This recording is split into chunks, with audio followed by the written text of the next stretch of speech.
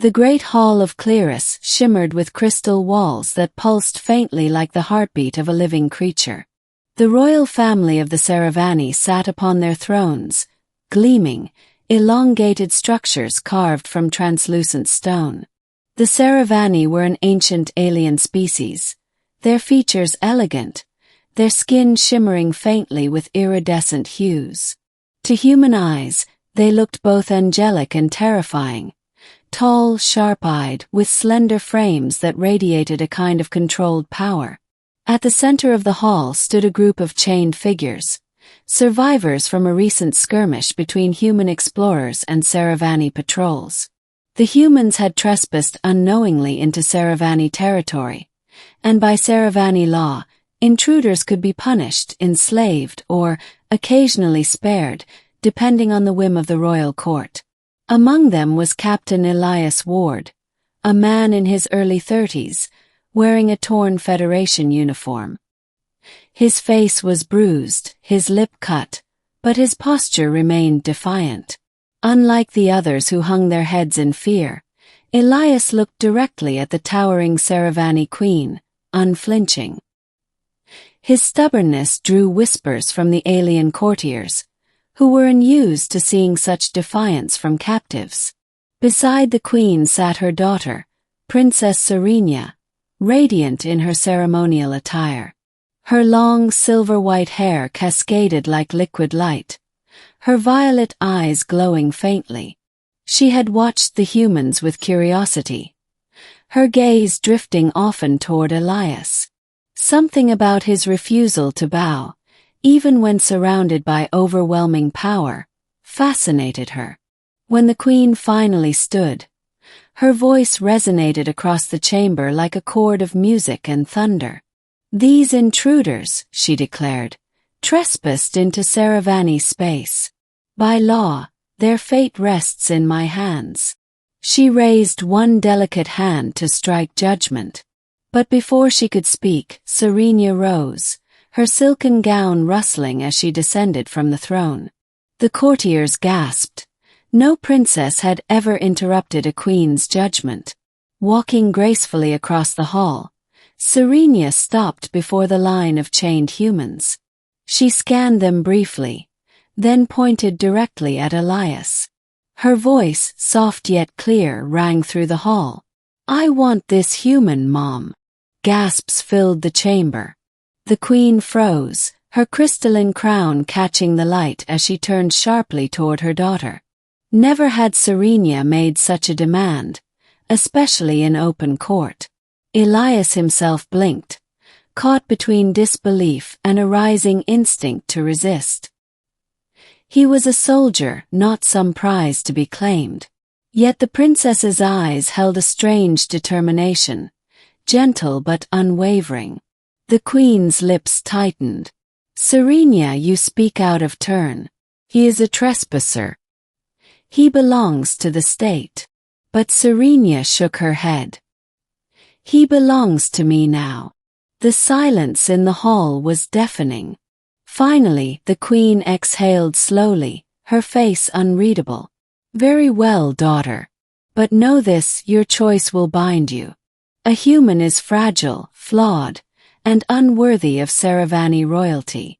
If you claim him, his survival, his behavior, even his failure, will reflect on you." "I accept that," Serenya said firmly, never breaking eye contact with Elias. And so, before the stunned eyes of the court, Elias Ward was released from his chains, not as a free man, but as the possession of the Serevani princess. Middle. The bond that shouldn't exist. Elias was taken to Serenya's private chambers in the royal palace, a place filled with glowing flora, floating lights, and walls that opened into starlit vistas. Though technically her property, he was not treated like a slave. She allowed him to walk freely, speak his mind, even argue with her. At first, Elias was suspicious. He demanded answers.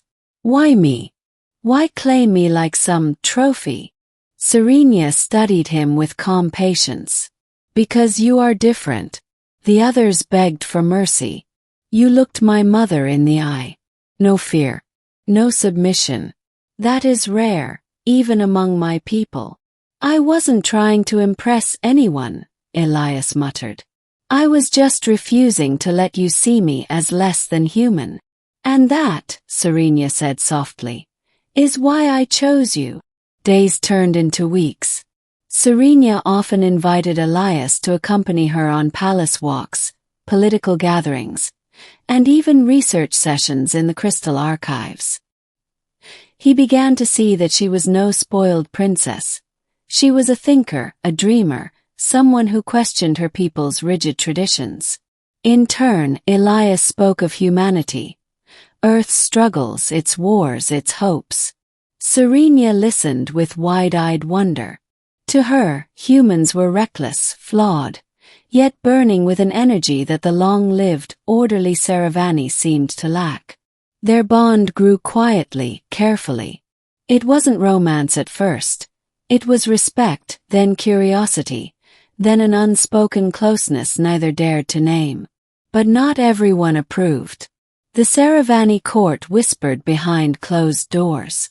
Ministers warned the queen that the princess's attachment to a human threatened the dignity of the royal family. One advisor sneered, "What happens when the human grows old and dies in a blink of her lifetime? Will she discard him like a broken trinket?" Even Elias wrestled with his own doubts. One night, as he looked out at the alien stars from her balcony, he asked her, "Why risk everything for me? I'm just a man. I'll never be like you. I'll never belong here."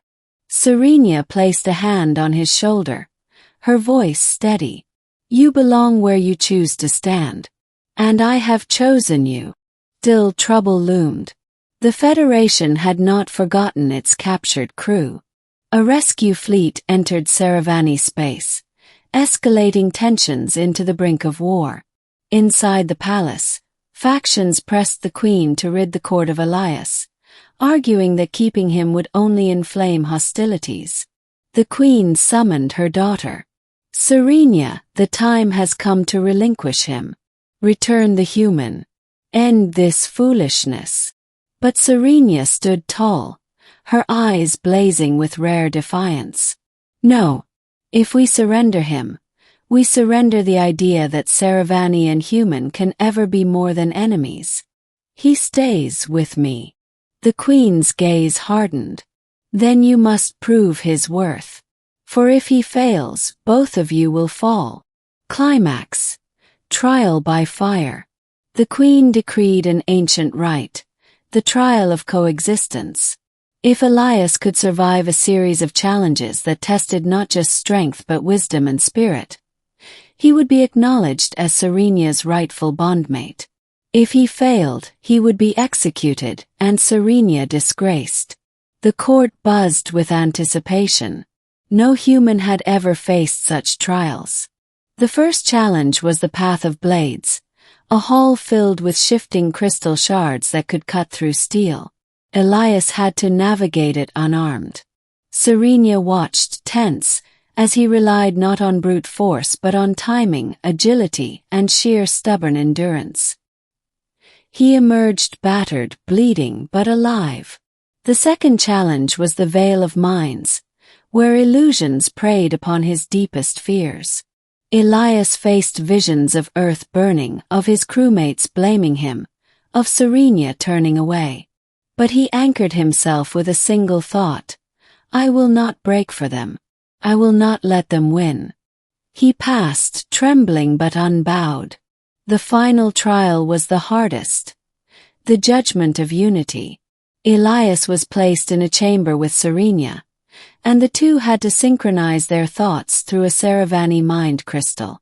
If their bond was shallow, the crystal would shatter, and so would their minds. As they stood together, the crystal glowing between them, Elias whispered, "I don't know if I can do this. I'm not like you."